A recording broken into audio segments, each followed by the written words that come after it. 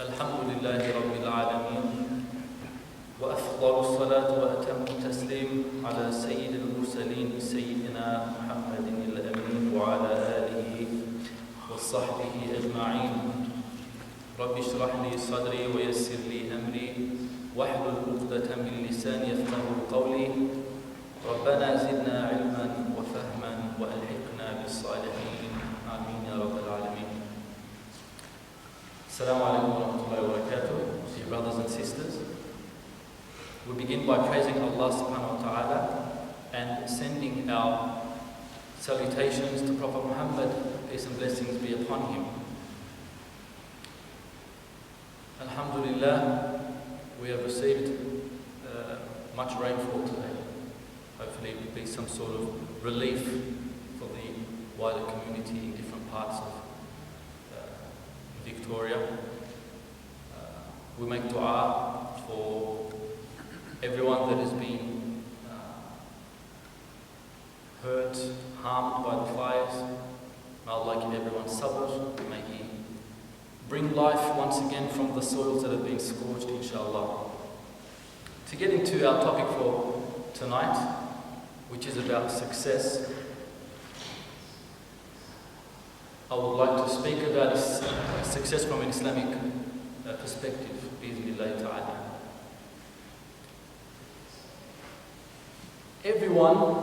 Every single person strives to be successful in one way or another in something that they are involved in. Everyone strives to be successful. Success is very important for everyone, for a lot of people. Today, however, success is generally thought of in a very, how can I say, worldly sense, in a very mundane sense, in a somewhat of a materialistic way, okay? Where we're used to hearing like a successful businessman or successful athlete, successful actor. Okay, we're used to hearing these words about success being described as something related to fame, to social status, to wealth. Okay? So in this sense, success is relative in this sense, because for everyone, success means something else. If we ask A what success is for him, it will be something different. If we ask B what success is for her, it will be something different. So it is relative. We spoke about relativity and its effects in society a few months back. Okay. Some also explain success or describe success as this constant growth, which is better when compared to that definition, which is even in some dictionaries. You'll find that in dictionaries success is associated to wealth and to fame, to social status. Some say it is a constant growth, so this is a more inwardly, a more spiritual definition or description of success. What does Islam have to say about something so important? And I say it is really important because really, we might not be aware of it, but everyone strives to be successful in something. Okay? What does Islam say about success? Now, it is not wrong to want to be successful in something. Let's get that straight first. It is not wrong to want to be successful in your job, in whatever your task is, whatever it is that you do. As a matter of fact, Islam encourages Muslims to do that thing, that whatever it is that they do, to the best of their ability.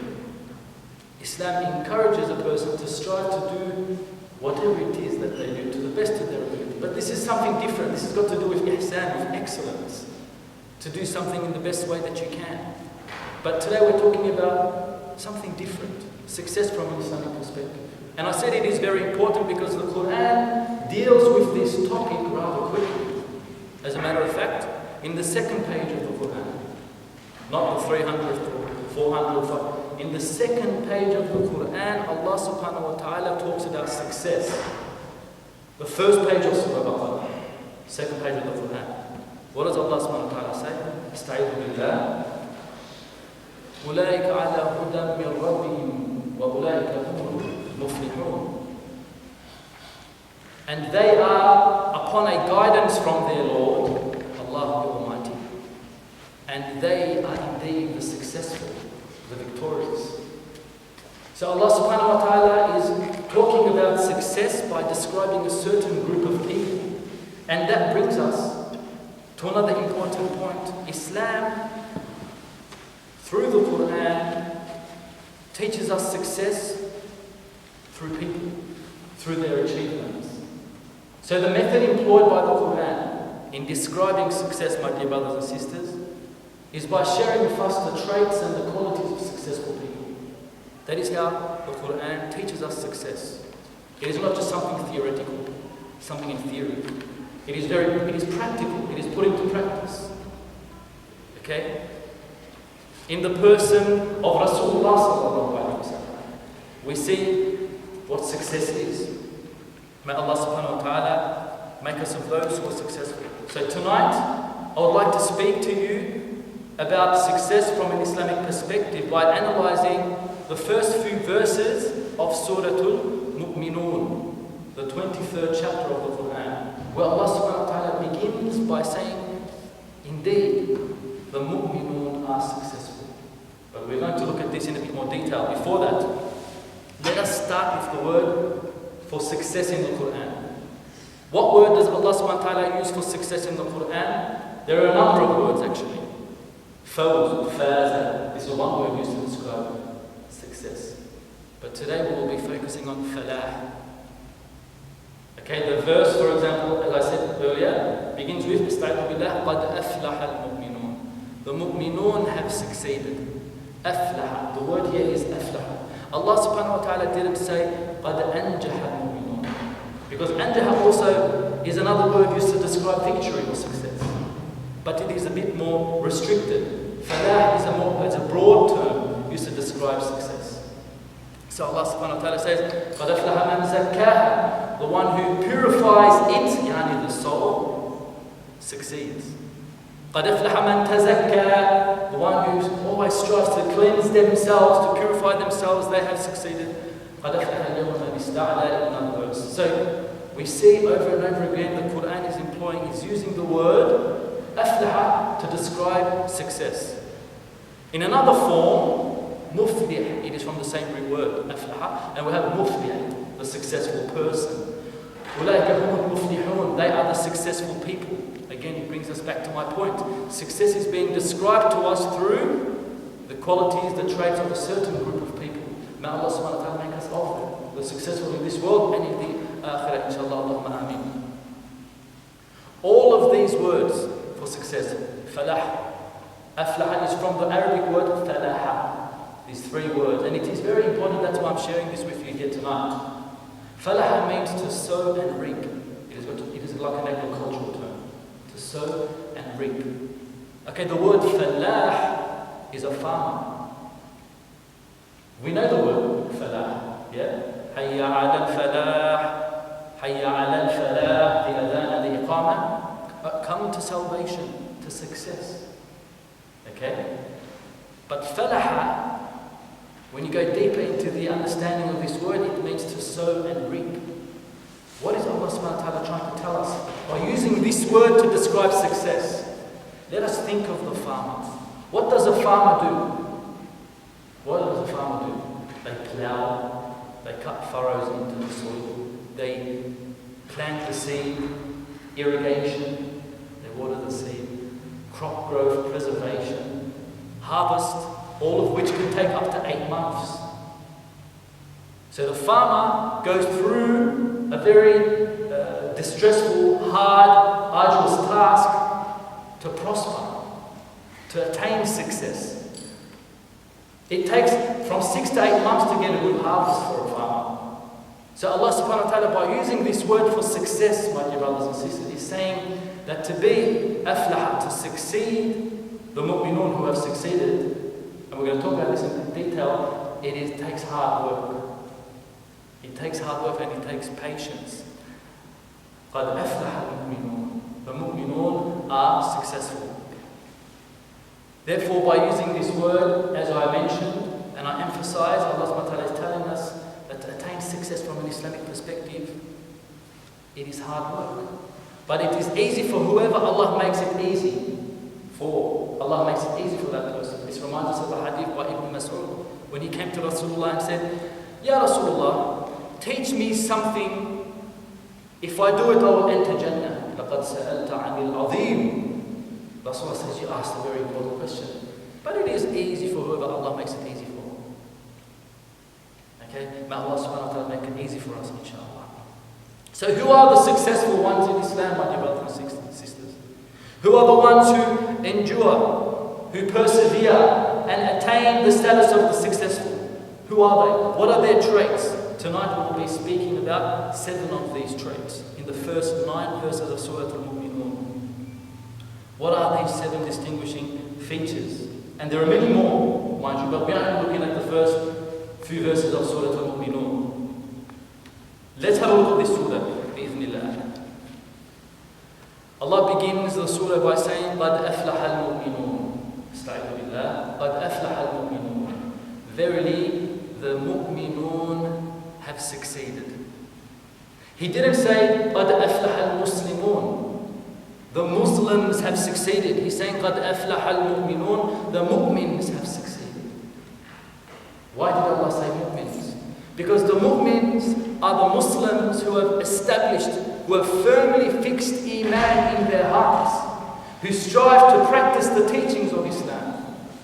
Like the farmer puts in the hard work, the mu'min puts in the hard work to practice Islam. Because they proclaim Islam, they say we are Muslims, but then they put it through their actions to become a mu'min. قَدْ أَفْلَحَ الْمُؤْمِنُونَ. The mu'minun have attained success. There is a verse in the Quran where the Bedouins come to Prophet Muhammad and they say, Amanna, we have iman, we have become mu'mins. The Quran responds by saying, Lam tu'minu walakin qulu aslamna. Do not tell them not to say that they are mu'mins, they are Muslims. Subhanallah. Allah says, tell them they are Muslims, they are not mu'mins. Tell them to say we are Muslims. And it continues to explain why. وَلَمَّا يَدْخُلِ الْإِيمَانُ فِي قُلُوبِهِمْ. Iman has not yet established itself firmly in their hearts. Because Jannah is the most beautiful of things that you can attain. It is the most valuable thing. It is everlasting. There is no such thing as boredom, there is no anger, there is no negativity, which means all of that is here in this dunya. إِنَّ مَعَ الْعُسْرِ يُسْرًا. Verily, with hardship there is ease with it. Not after, not before, with it. With hardship there is ease. Alongside it. Why? So you can tell what is ease, what is good, what is khayr, while that which opposes it is across it. So the mu'min endures, perseveres, so that they can attain that status of the mu'min in Jannah. They can attain that status of the praiseworthy in the sight of Allah subhanahu wa ta'ala. So Allah says, tell them that iman has not entered their hearts, faith has not yet firmly positioned itself in their hearts. As Tabtuk Emre says, Tabtuk Emre is the teacher of Yunus Emre. Yunus Emre is the famous Turkish poet of the 13th century. He says, the one who walks with love, the one who has love, can carry the whole world on their shoulders. But the one who walks without love carries flesh known as a body. Even the body is hard for them to carry because they are walking without love. Because the mu'min, my dear brothers and sisters, has love for Allah subhanahu wa ta'ala. They have a deep longing for their Creator. The mu'min. Why are we saying this? This is rooted in the Quran. This is very important. This is rooted in the Quran. أشد حبا لله. The surah in Surah Baqarah. استعيذ بالله. أشد حبا لله. This is the verse in Surah Baqarah. I can't remember the start of the verse. What the verse says, verily the believers love Allah the most, more than anything. So it is necessary to have this love for Allah subhanahu wa ta'ala, which will in turn make this dunya easier for you, this life easier for you. So your task as a believer is to get closer and closer to your Lord. Find those who will bring you closer and closer to your Lord. You are a seeker, seeking your Lord, your Creator. What your Creator loves, that's what you love. What your Creator despises, dislikes, that's what you dislike. Because if we continuously try and please people, the pleasure of people is impossible to attain. You cannot please everyone. Please your Lord, and in turn, people will love you, people will be pleased with you. Even Rasulullah sallallahu alayhi wa sallam had enemies, had people that disliked him. Okay? We need to focus on our duty as a believer. Who is a mu'min? Who is the mu'min does not delay their salah. The mu'min cannot delay the salah. They can easily press the off button on the remote, even when the movie is on at the most exciting part. Okay? You don't delay salah for the movie. But it's still accepted, isn't it? I still pray within the time frame. Allah knows that you delayed the salah for Black Panther. See, what are you giving priority to? What are you giving priority to? Allah subhanahu wa ta'ala knows this, and this is life, it is a test. لِيَبْلُوَكُمْ أَيُّكُمْ أَحْسَنُ عَمَلًا. Do this in front of your children. Let them see that you easily turn that TV off and go to salah. They might get angry, they will get angry at you for doing that. But they will remember what their father prioritized, what their father gave importance to. And when they mature, when they get to a certain age, they will understand and they will do the same. And this is your sadaqah. This is the best thing you can do for your child. May Allah subhanahu wa ta'ala make it easy for us. Education begins in the home, my dear brothers and sisters. Therefore, the mu'minun have succeeded. قَدْ أَفْلَحَ الْمُؤْمِنُونَ. Verily the mu'minun have succeeded. The ones that have established that iman in their hearts. And this is a long journey. This is a long journey. Who are these mu'minun? The mu'minun that have succeeded. Allah continues to explain them to us. Who are the successful? The first one was the mu'minun are successful. The second, الَّذِينَ هُمْ فِي صَلَاتِهِمْ خَاشِعُونَ. They have khushu' in their salah. Not they pray their salah. Again, this is very important. Allah subhanahu wa ta'ala isn't telling us they establish salah, they pray their salah. He's saying they have khushu' in their salah. Allah subhanahu wa ta'ala is opening the window. He's showing us a new objective, my dear brothers and sisters. New goals. Yes, we are praying, we started the prayer, a Muslim prays. Alhamdulillah, we all established our prayer. We need to have khushu' in our prayer. الَّذِينَ هُمْ فِي صَلَاتِهِمْ خَاشِعُونَ. They have khushu' in their salah. What is khushu'? Let's talk about khushu'. Khushu' is that your heart should be full of awe by the remembrance of Allah subhanahu wa ta'ala. It is that your heart should be full of awe by the remembrance of Allah subhanahu wa ta'ala in your salah. That you concentrate, that you focus in that salah, that you are present in the salah. To have khushu', to be present in that moment. And that your heart is full of awe and love for your Creator. It is narrated in a hadith by Hakim in his Al-Mustadrak that until the verses of khushu' were revealed, Prophet Muhammad sallallahu alayhi wa sallam would at times even look up during salah. He would look up during the salah.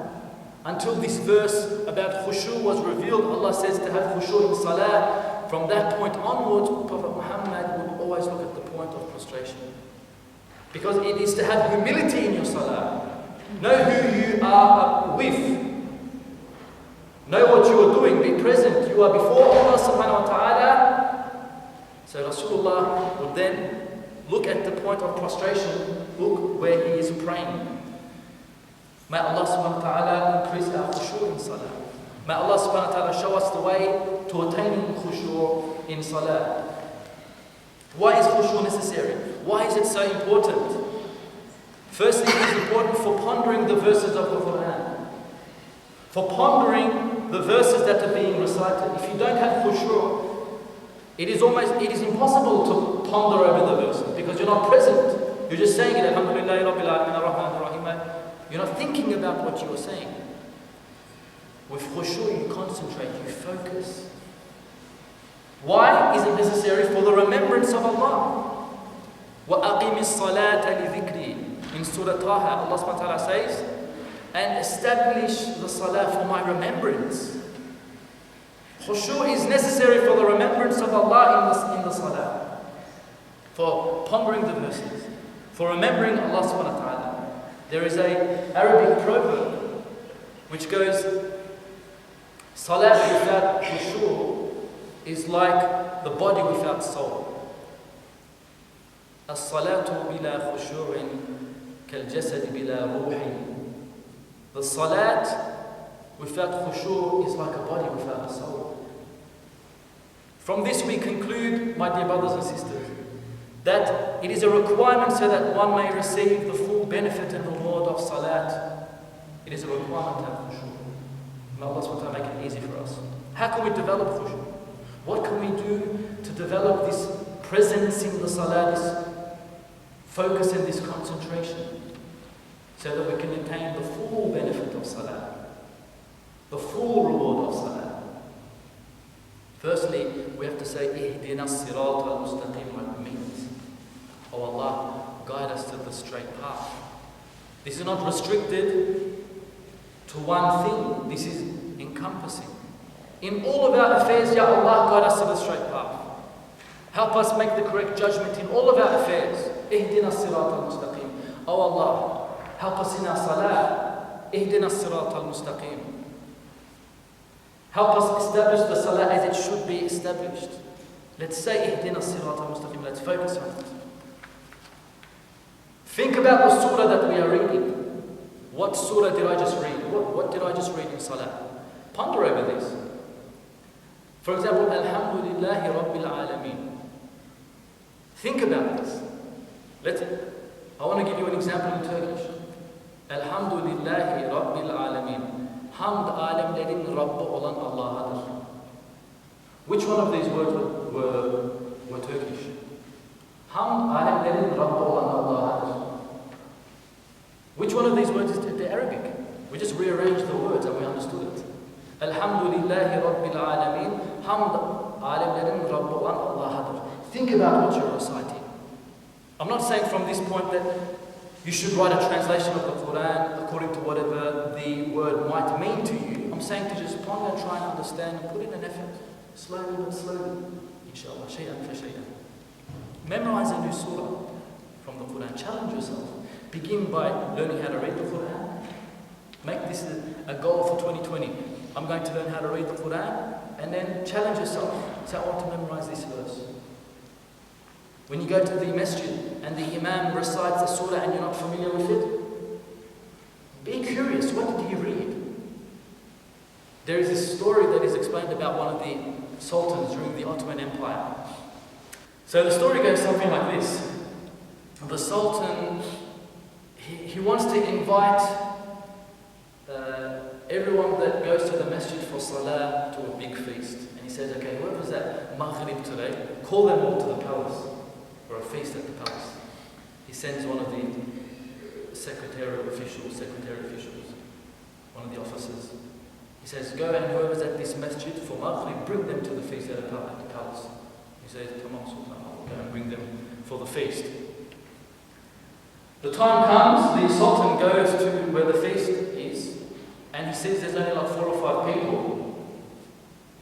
And he says to him, I told you to call everyone for Maghrib. There's only 4 or 5 people here. He's like, yeah, I brought the ones that prayed the salah. Between brackets, they were present in the salah. Why did he say this? He says, well, I was at the door, I left before everyone, I waited there, and I began to ask, what was recited during the salah? What did the imam recite? What do you remember from what he recited?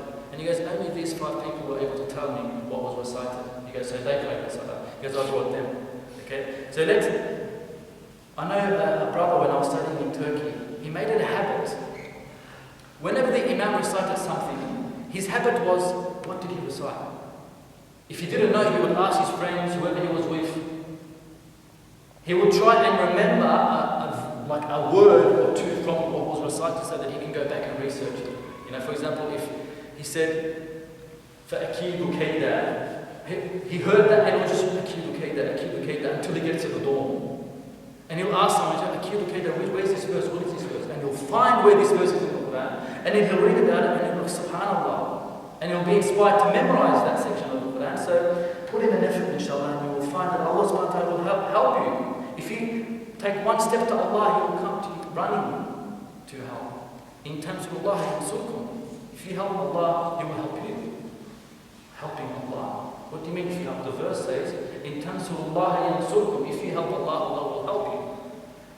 By this it is meant that if you do something for the cause of Allah, for the religion of Allah, if you put in an effort for Allah subhanahu wa ta'ala, He will help you like you cannot imagine. My brothers and sisters. Another way we can develop khushu'. The more we stay away from small sins, the more our focus in salah will increase. The more we stay away from the small sins, the more our focus in salah will increase. And finally, to be organized. Being organized will help you develop khushu' in salah. How?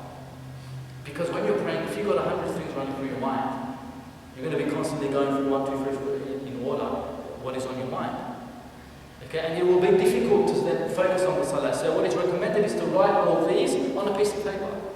What are your tasks for the day? What are your duties for the day? Write it on a piece of paper so that when you're praying, when you're in your salah, you're not worried about forgetting something. May Allah make it easy for us, inshallah. So the first one was, who is successful? Who are the successful ones? The mu'minun are the successful ones.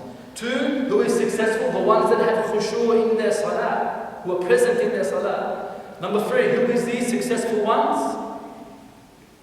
وَالَّذِينَ هُمْ عَنِ اللَّغْوِ مُعْرِضُونَ. They turn away from meaningless things, from vain talk, from useless things. The successful ones turn away from whatever is useless. Sorry, useless. Did I say useful? Useless. They turn away from useless things, from meaningless things, from vain talk, from idle talk, from gossip. May Allah make it easy for us, inshallah. Ibn Kathir says laghu, because the verse says they turn away from laghu. He says laghu is speech and actions that are of no avail. Al-laghu is speech and actions that are of no avail. مَا لَا فَائِدَةَ فِيهِ مِنَ الْأَقْوَالِ وَالْأَفْعَالِ. Speech and actions that are of no avail. Therefore, it is their characteristics that believers show no inclination to futile things. And they turn away from that which does not concern them. The believers turn away from that which does not concern them.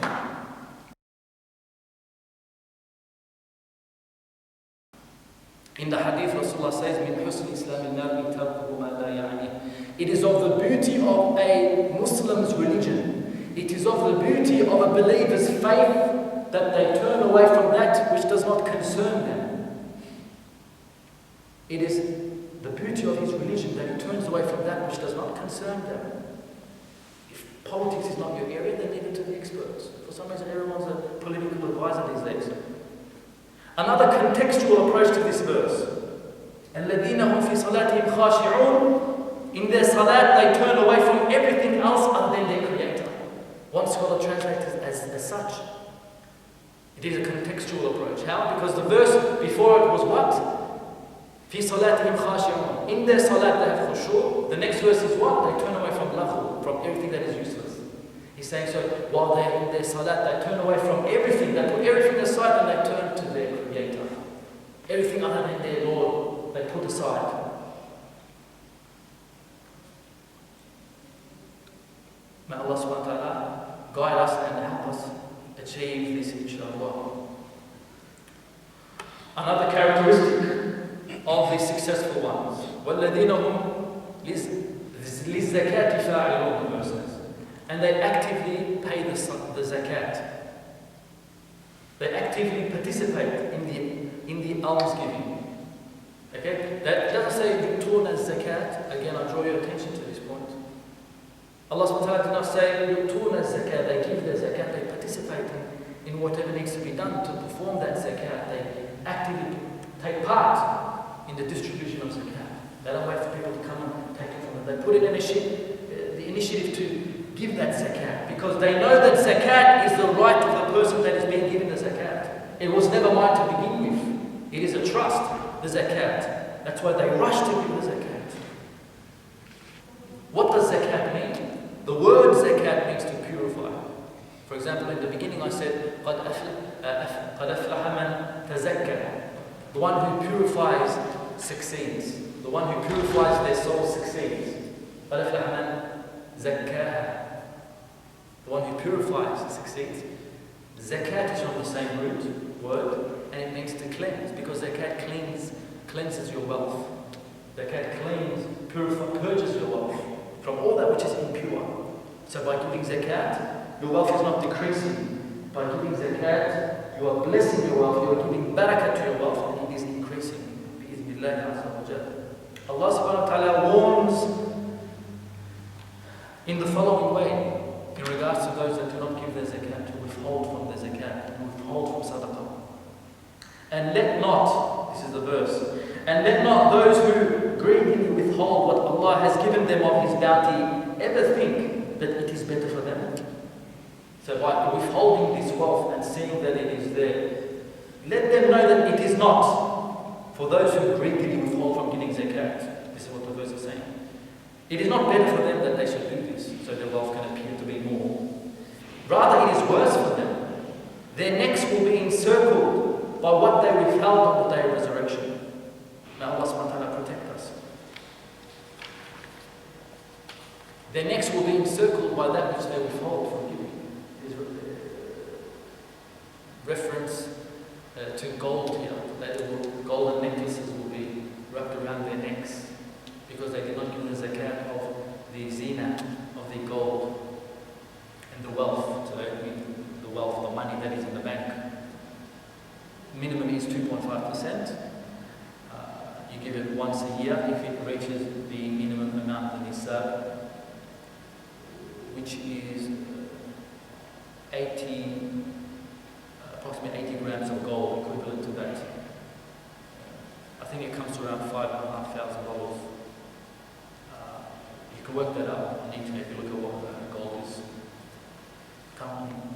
So the trait of those believers is that they give their zakat, the ones that are successful. SubhanAllah, have a look at this. This is Islam's approach to success, my dear brothers and sisters. So we spoke about how success in the modern world, in this world that we're living in, is always associated with fame, with wealth. Okay, but look what Islam is. Look how Islam is describing success to us. And those who are faithfully true to their trusts and to their covenants, the ones that are successful are faithful to their trusts and their covenants, my dear brothers and sisters. When they are entrusted with something, they fulfill that trust. They return what was entrusted to them to the rightful owners in the best way. Today you lend a book to someone and that's the end of it, you never get it back. Or you might lend money to someone, they forget about it, you're embarrassed to remind them. Okay? But the Muslims, they're vigilant, they are conscious. They are aware of their trust. Even the enemies of Rasulullah entrusted Rasulullah with their wealth, with their goods. Remember, think about this. The enemies of Prophet Muhammad, peace and blessings of Allah be upon him, entrusted their goods with their enemy. So it is the trait of a Muslim that whatever you give to him, he will preserve it more than he preserves his own wealth. Rasulullah did not say they are the enemy, they are kuffar, let's take this, it's ghanima. Look at this, is a very important point. He did not take all this wealth from the people that were his enemies. He gave it back to them because the mu'min does not betray. May Allah subhanahu wa ta'ala protect us from the evils of betrayal and treachery. The shaitan is cunning in this respect. And the seventh trait mentioned at the beginning of this surah. And those who strictly guard we missed one. Those who guard their private parts. لِفُرُوجِهِمْ حَافِظُونَ. They guard their private parts. They refrain from unlawful relations. By guarding themselves, get the sifa, they become known as afif, they have the iffah, they are chaste. The successful ones, the believers. This does not mean that the believers should live like a hermit or a monk. There is nothing wrong in satisfying the desires in lawful ways. What is despised is that one should transgress the prescribed limits for satisfying these desires. وَالَّذِينَ هُمْ لِفُرُوجِهِمْ حَافِظُونَ. And then we come to I believe it is the 8th verse. وَالَّذِينَ هُمْ لِأَمَانَاتِهِمْ وَعَهْدِهِمْ رَاعُونَ وَالَّذِينَ هُمْ عَلَى صَلَوَاتِهِمْ يُحَافِظُونَ. And those who strictly guard their 5 compulsory daily prayers. So how did this surah begin by describing the successful? Let us remember. We began with the mu'minun have succeeded because they have khushu' in their salah. And look how Allah subhanahu wa ta'ala is ending this. How is He ending it? By saying that they preserve the 5 daily prayers. So we began with salat and we are ending with salat. Allah subhanahu wa ta'ala is showing us the importance of the 5 daily prayers. He began by describing the successful ones through their salat, and He's ending by describing their salat once again. So it is salah, salah, salah, the importance of salah. As-salatu imaduddin. Rasulullah sallallahu alayhi wa says, Rasulullah sallallahu alayhi wa says, as-salatu imaduddin. Salah is the pillar of your religion. It fortifies your iman. It is the key to paradise. It is the key to Jannah. Rasulullah says the key to Salah is your wudu. And the key to Jannah is Salah. Miftah al-Jannah as-Salah. The key to Jannah, my dear brothers and sisters, is Salah. So no matter how deeply you might be involved in sin, my brother or sister, you do not constantly feed yourself with, oh, I'm so bad and Allah does not love me and how can I pray my salah? No, this is from the shaitan. Continue your prayer and ask Allah subhanahu wa ta'ala to save you from that sea of sin. Make dua to Allah. When a sinful person was explained, brought before Umar ibn al-Khattab, his case, he wasn't brought in person, they told Umar ibn al-Khattab about this man that was sinning. Umar ibn al-Khattab wrote a letter to him. He wrote the beginning of Surah Hereafter.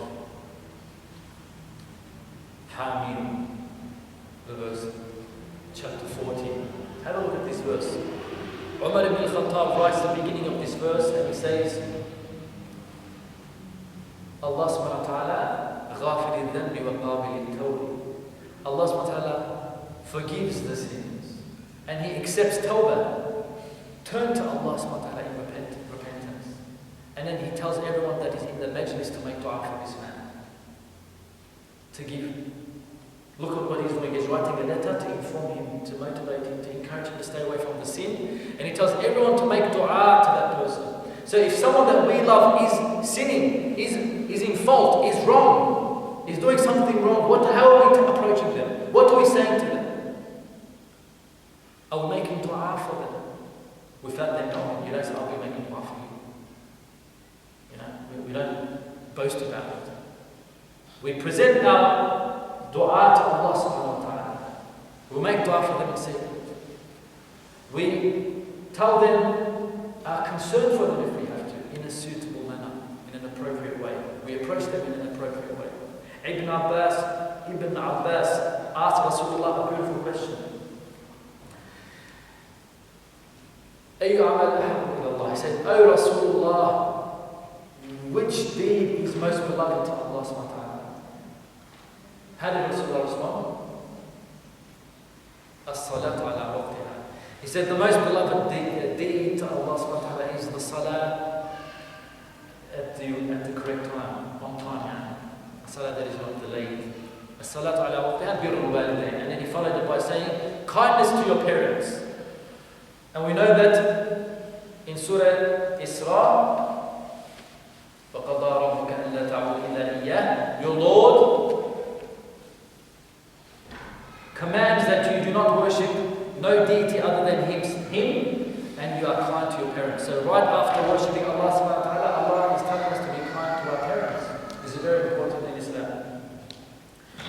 So the answer of Rasulullah to Ibn Abbas was prayer on time. In another hadith, the Messenger of Allah says the peak of deeds are the 5 daily prayers. The peak of good deeds are the 5 daily prayers, and only a mu'min strives to constantly be in a state of wudu. That's what the hadith says. Only a mu'min strives to be in a state of wudu. Al-wudu silah al-mu'min. Wudu is your shield. It is your spiritual protection, your physical protection. Allah subhanahu wa ta'ala protects us with our wudu. Let us try our best to always be in a state of wudu.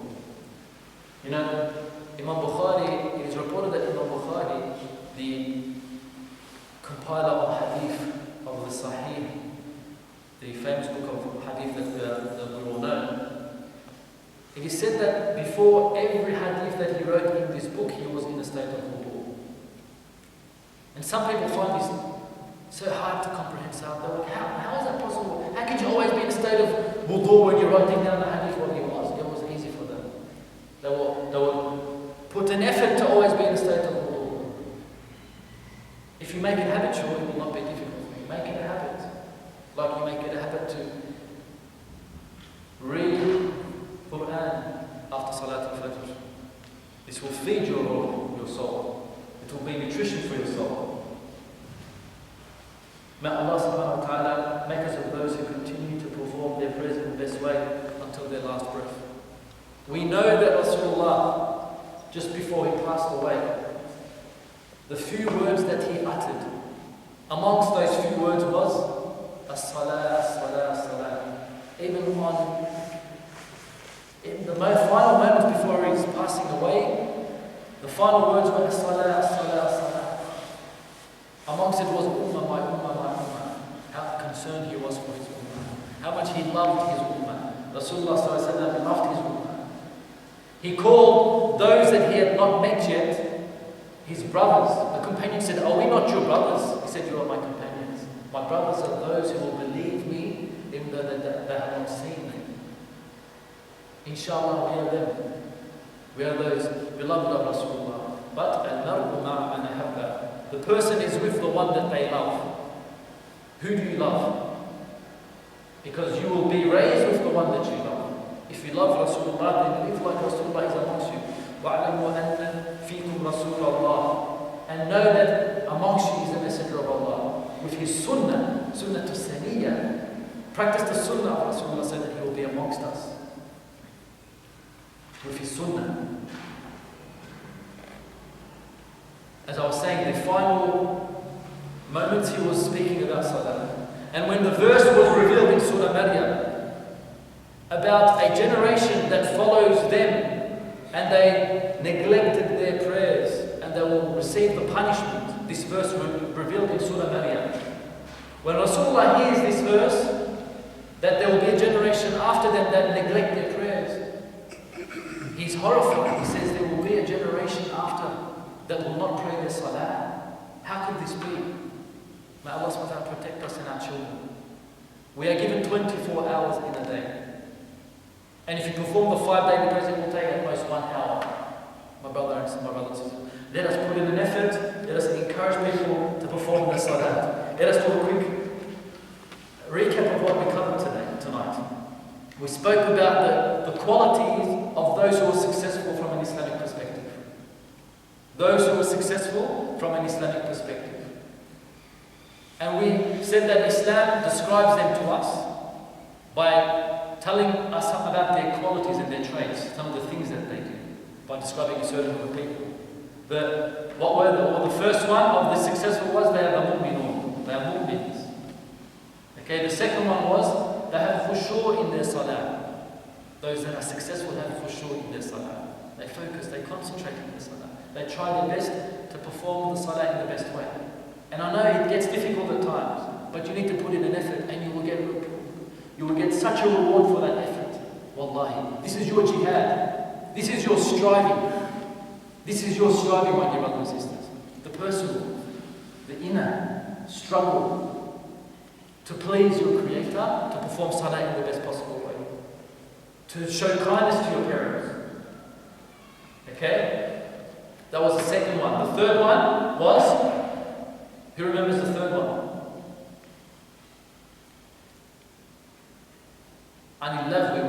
They turn away from everything that is futile, that is useless, meaningless. Rasulullah says, قُلِ الْخَيْرَ أَوْ لِيَصْمُتْ. If you have nothing good to say, then just be quiet. Say only that which is good. قُلْ خَيْرٍ. Yani speak only that which is khayr. If what you are about to say is not khayr, bite your tongue. Don't say it because qiyamah, when you say storms and volcanoes around. Rasulullah's advice, if it's not khayr, think about it. If it's not khayr, then say it. Imam Shafi'i says, you know that a man is a man, he is a faqih, if he does not speak everything that comes to his mind. Think about what you are about to say before you say it. Think about it. That was the third one. The fourth one was, لِلزَّكَاةِ فَاعِلُونَ. They pay their zakat, they are vigilant, they are aware, they are conscious about establishing this pillar of Islam, paying the zakat, which proves that iman that we have in our hearts. To pay the zakat. And then they guard their private parts. فُرُوجِهِمْ حَافِظُونَ. They guard their private parts. أَمَانَاتِهِمْ وَعَهْدِهِمْ رَاعُونَ. They preserve the trust, their covenants, they stand by their word, by their promises. Okay? عَلَى صَلَوَاتِهِمْ يُحَافِظُونَ. And finally, they pray their 5 daily prayers. We began with salah, we continue with salah, my dear brothers and sisters. May Allah subhanahu wa ta'ala make us of those who continue to perform the salah and grant us children that observe the salah. Children that are rich in morals and values, rich-hearted children. Children that are rich in values and morals. The best thing you can give your children is good upbringing, good akhlaq. This is the best thing a child can inherit from their parents. May He grant our children ilm, knowledge that will benefit them in this dunya and in the akhirah. May Allah subhanahu wa ta'ala reward you all. And we end with this inshaAllah ta'ala. Subhanaka Allahumma wa bihamdik. Nashhadu an la ilaha illa ant. Nastaghfiruka wa natubu ilayk. Walhamdulillahi rabbil alameen. Jazakumullah khairan.